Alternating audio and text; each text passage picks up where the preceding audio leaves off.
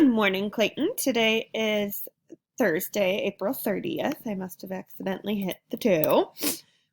Um, so, what you are going to do today is in math, I did put the stretch in again, so you're going to read through the slides for review of surface area of prisms and to learn about surface area of pyramids and cones.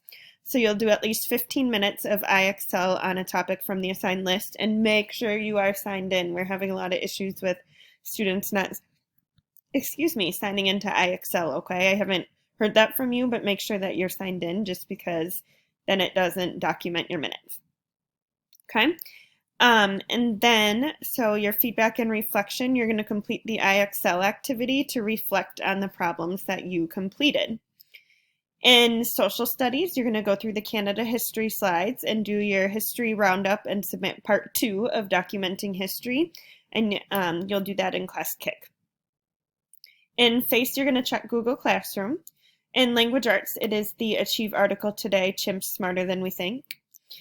Gym, you don't have anything. R2S, you're going to read for 30 minutes and document it in your reading log. And then band, you're going to check Google Classroom. And then if you have some time today, again, your IEP slideshow is at the top below the date. Sorry, it's so small.